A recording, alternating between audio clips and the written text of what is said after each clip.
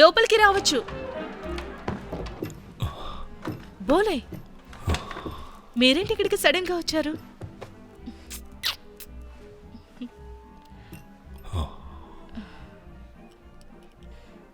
ఏమైందో చెప్పండి.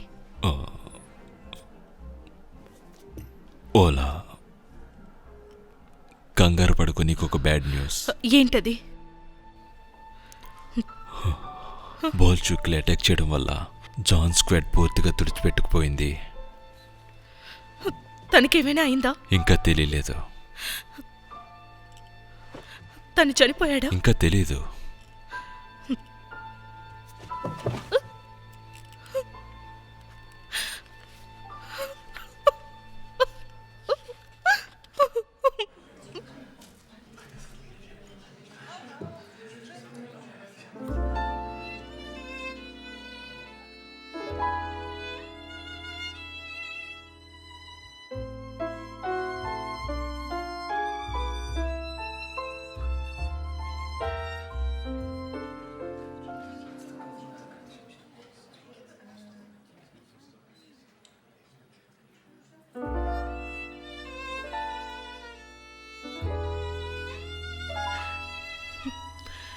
ఈ చోట నువ్వున్నా, నీ వెంట నీలేనా?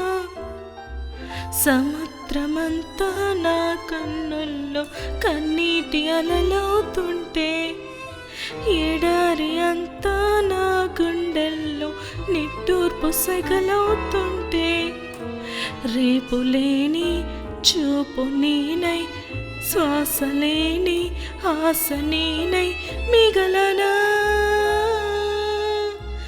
నువ్వే నువ్వే కావాలంటుంది పదే పదే నా ప్రాణం. నిన్నే నిన్నే వెంటాడుతూ ఉంది ప్రతి క్షణం నా మౌనం. ఈ చోట నువ్వున్నా, నీ వెంటలేనా? సముద్రమంతా నా కన్నుల్లో కన్నీటి అలలవుతుంటే, ఎడారి అంతా నా గుండెల్లో నిట్టూర్పు సెగలవుతుంటే, నీల వైపు చూసి ఏం నేరం చేశావని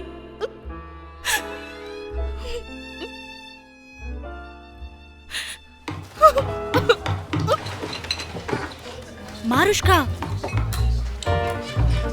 మనకు తగ మనిషొకడుండి వాడిలో నా వేడి ఉంటే యా యా యా, ఎదురుపడి ఎగబడిపోతూ వాడితోటి ఆడుకుంటే యా యా యా. ఏమిటి మీరందరూ ఇలా నీరసంగా కూర్చొనున్నారు? హుషారుగా ఉండాలి. అందరూ నాతో కలిసి పాడండి.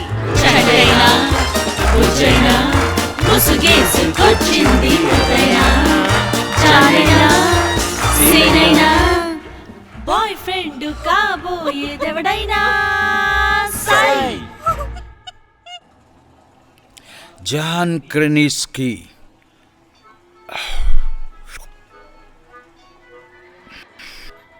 నువ్వు కమ్యూనిస్టు అయినందుకు నిన్ను ఇక్కడే కాల్చి చంపాల్సి ఉంటుంది.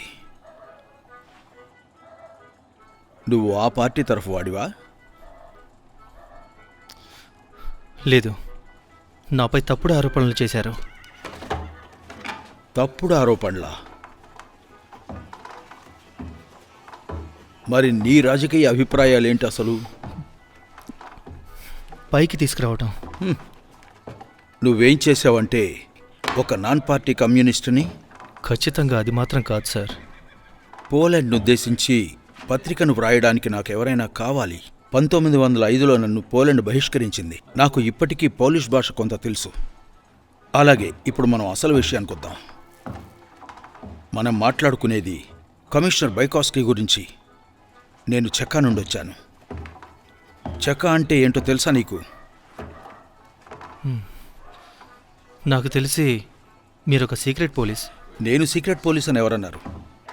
చెక్కా ప్రతి విప్లవానికి వ్యతిరేకంగా కమిషన్ యొక్క గొప్ప పోరాటం.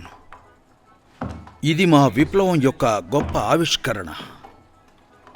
ఓల్డెన్ డేస్లో గొడ్డలి పెట్టే ఒక తలారి నుండి ఒక స్థాయి పైకి ఫ్రెంచ్ విప్లవం గిల్టోన్ని కనిపెట్టారు. కానీ గిల్లటోన్ సంఖ్య చాలా తక్కువగా ఉంది, పైగా సామర్థ్యంలో చాలా పరిమితంగా ఉంది. చెకాలో మా సామర్థ్యం చాలా ఎక్కువగా ఉంది. రెడ్ రెవల్యూషన్ ప్రపంచాన్ని మొత్తం జయించే సమయానికి ఒక్క శత్రువు కూడా వాళ్లకెదురుగా భూమిపై నిలవలేకపోయాడు. నేను చెప్పింది నీకు అర్థమైందనుకుంటా? నాకు అలానే అనిపిస్తుంది. నీకు అర్థమైనట్టుగా లేదు. మీరు చెకాలో నిర్ణయం తీసుకోలేరు. నిర్ణయం తీసుకోవడానికి కామ్రేడ్ డిజెన్స్కి మాత్రమే అనుమతించబడ్డాడు. బాగా పని చేయడమే మా పని.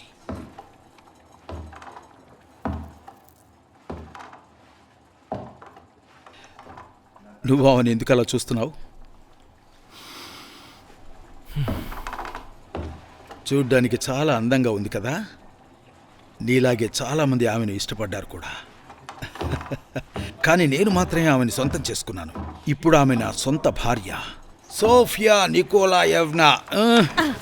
ఈమె కొంచెం క్రూరం, మచ్చిక చేసుకోవడం అసాధ్యం. అసలు ఈమె ఎవరంటే జారిస్ట్ కల్నల్ యొక్క భార్య. తను ఇప్పుడు నాకు సొంతం అయింది. త్వరగా వెళ్ళి నాకు కొంచెం టీ రెడీ చెయ్యి.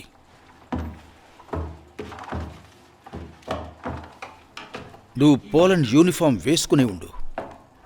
మన సైన్యంలో పోలాండ్ వాళ్ళు కూడా ఉన్నారని ప్రజలకు తెలియాలి.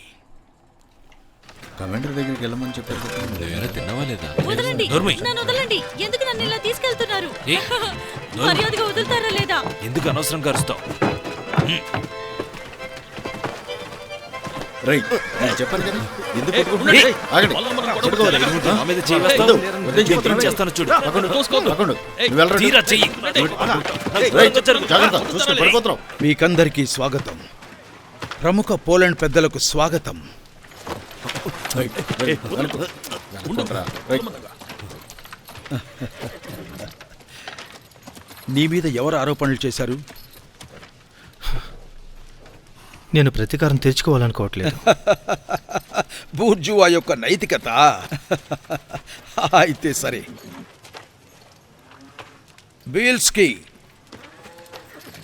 ఓ, అతను నువ్వేనా?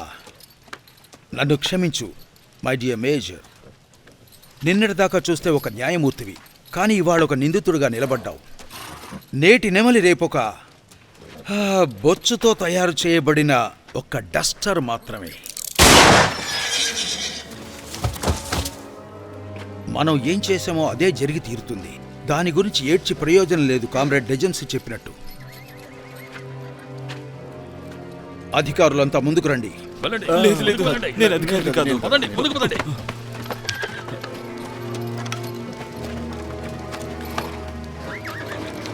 విచారణ కోసం వారిని సిబ్బంది వద్దకు తీసుకెళ్ళండి.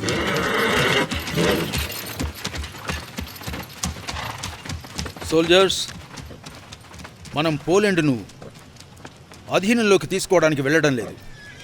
మనం బూర్జువా ప్రభుత్వం పాలన నుండి పోలాండ్ కార్మికులను మరియు రైతులను విడిపించడానికి వెళ్తున్నాం. వాళ్లను విడిపించి సోషలిస్ట్ రిపబ్లిక్ ఆఫ్ పోలాండ్ను స్థాపించవచ్చు.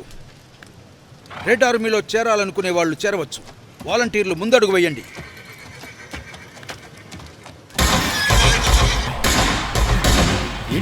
ఏమైంది? ఎక్కడి నుంచి వస్తున్నాయి సౌండ్స్? ఏంటి అసలు విషయం?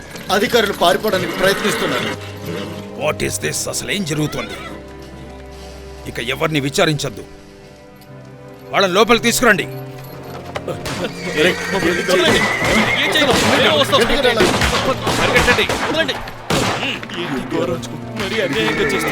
త్వరగా. ఏయ్,